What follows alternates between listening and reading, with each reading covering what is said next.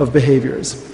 Just to be clear, and I'm going to go over just a moment, I think I went under the last time, I'm not saying that atheists can't act morally or have moral knowledge.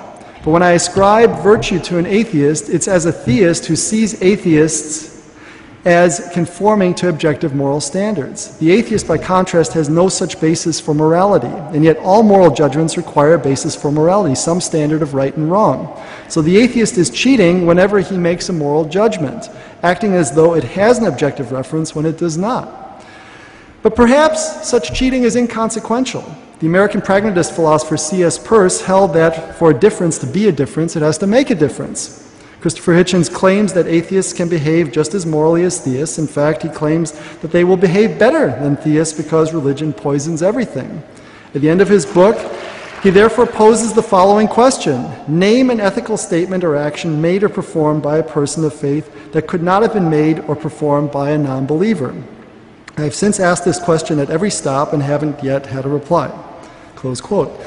But Hitchens has posed the wrong question. Since God exists and has created us, we all have moral knowledge built into us by God and thus are capable of performing the same ethical actions. Hitchens' question therefore answers itself. A far more interesting question would have been, given a moral action, what is the profile of those who engage or refrain in engaging in it? And do religious as well as anti-religious factors play a significant role here? Consider eugenics, euthanasia, and abortion. Those who oppose these actions are largely people of faith. They see humanity as made in God's image, and therefore human life is sacred. Accordingly, it would be a profanation for them to engage in these acts. Conversely, those who embrace these actions are largely anti-religious secularists. They see humans as evolved mammals, pieces of complicated matter in motion with no transcendent value. Obviously, then, theism and atheism have profoundly different moral consequences. Here's a difference that makes a difference. At the heart of this difference is the existence and goodness of God. And for that last thing on eugenics and euthanasia and abortion, I would refer you to John West's book, Darwin Day in America. Thank you.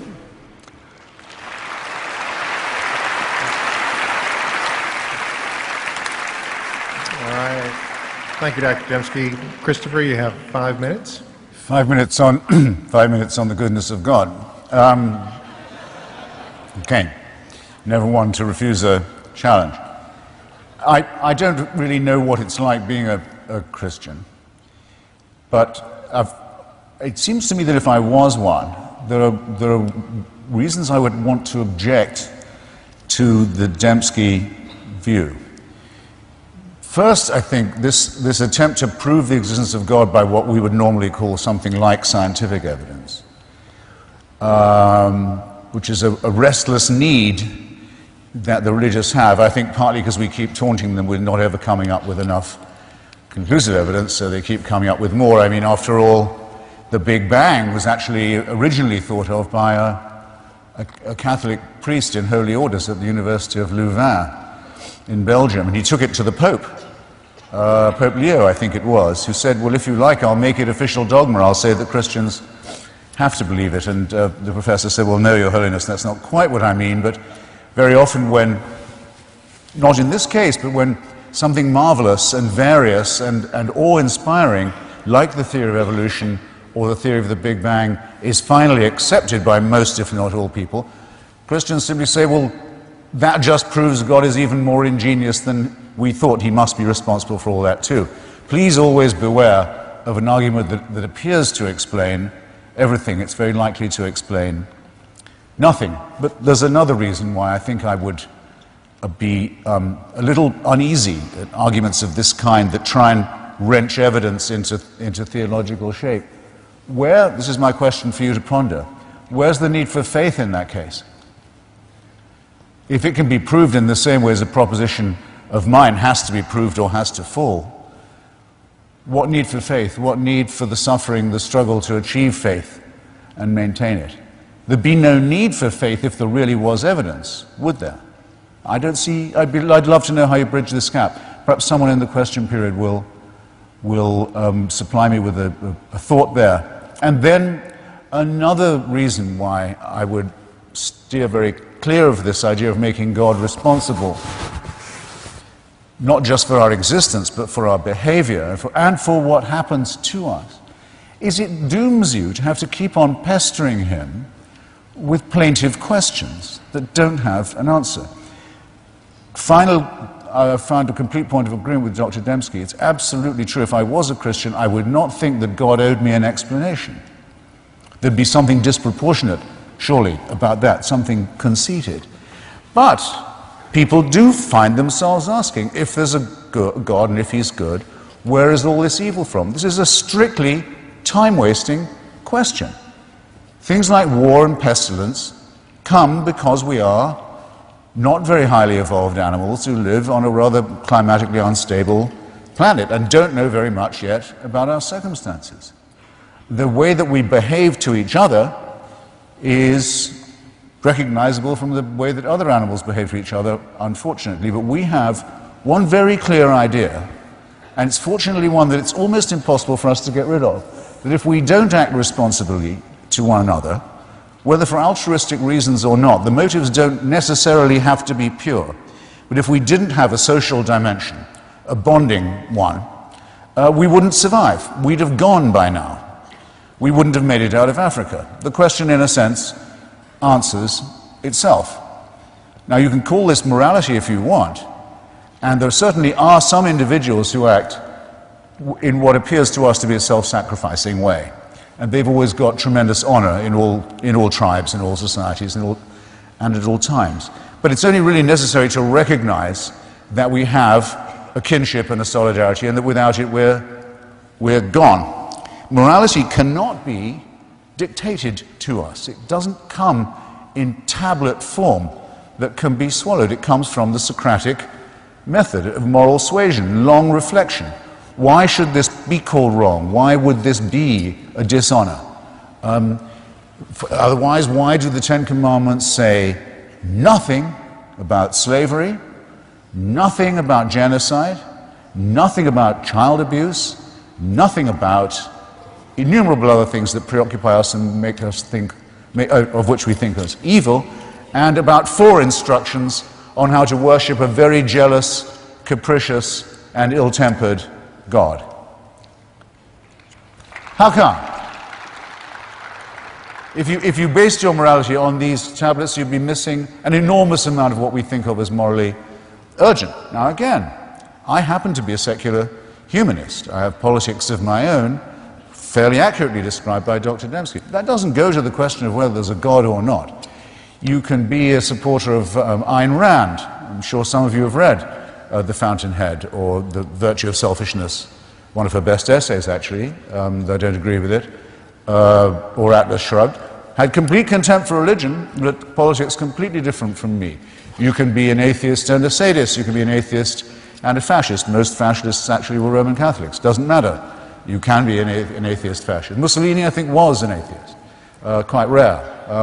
To be a communist, a Stalinist, it's almost a necessity to be an atheist. There are as many choices as you like. All we say is there's no supernatural dimension, there's no rescue coming to us from the unseen, there's no such thing as salvation, and we are as alone as other species are in this struggle. Sorry, looking at the clock and realizing I've run it out. Can I just then have you view that as a prod to the question period? I'd be very grateful if you'd be that generous. Thank you.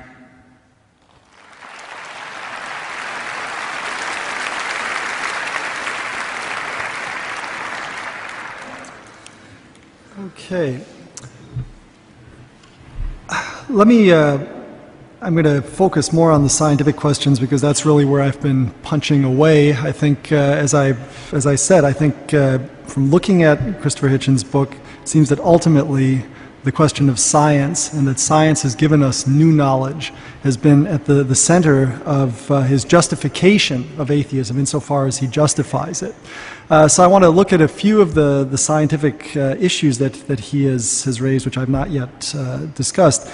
One thing that he keeps bringing up is this Copernican or super-Copernican principle, the idea that Copernicus displaced us from the center of the universe, that we had been on Earth, and then everything, the heavens were going around the Earth, and when that happened, that somehow we had a pride, and we knew that we were the center of God's attentions. And then somehow when that changed, when Copernicus put us revolving around the sun, then somehow our place was minimized. And then as we found that the heavens are much bigger than we ever suspected, our place has been shrinking and shrinking and shrinking. And Carl Sagan referred to the pale blue dot, that our planet is a little dot, and that there's really nothing there, that we're very insignificant because of our small place in the cosmos. Now it's interesting, if you look at the ancients, when they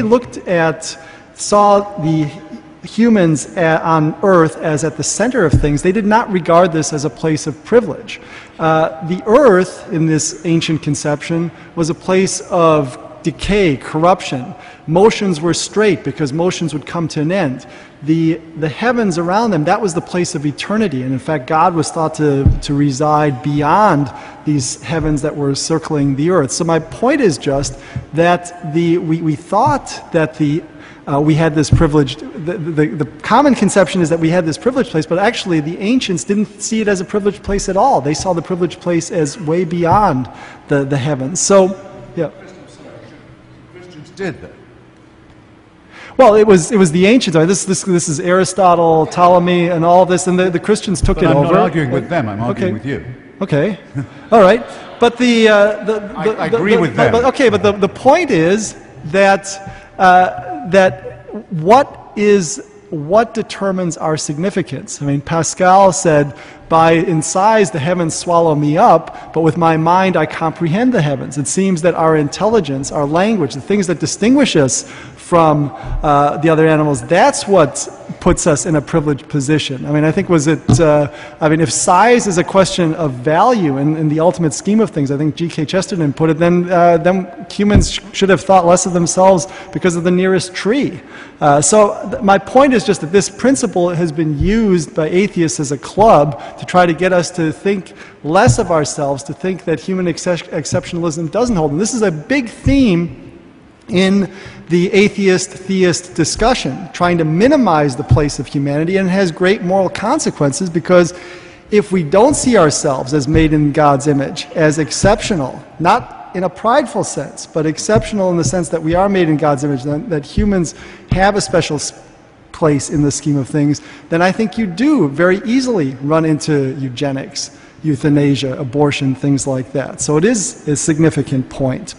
Let me address just another issue, which is what of faith if we've got all this overwhelming evidence for design? I mean, usually the argument is made that the evidence for evolution is overwhelming. By the way, I got so tired of it that I finally bought the domain name overwhelmingevidence.com, and I also own the domain name underwhelmingevidence.com, at least I used to.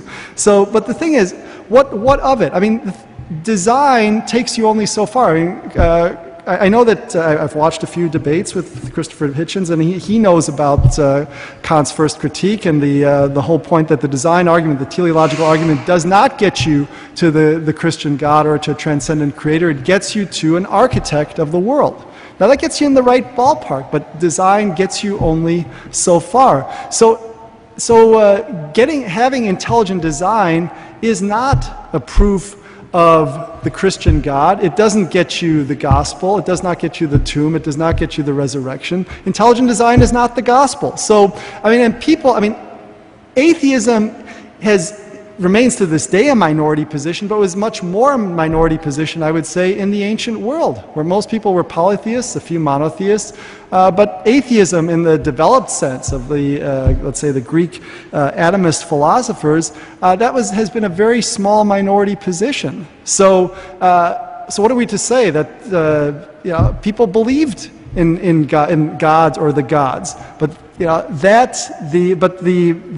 evidence from science, it seems, takes you in the right direction, but it does not, in terms of the Christian faith, which is what I think where Christopher has his sights set, it's not going to lead you into the kingdom. So I just don't see why this worry that somehow intelligent design is going to make faith unacceptable.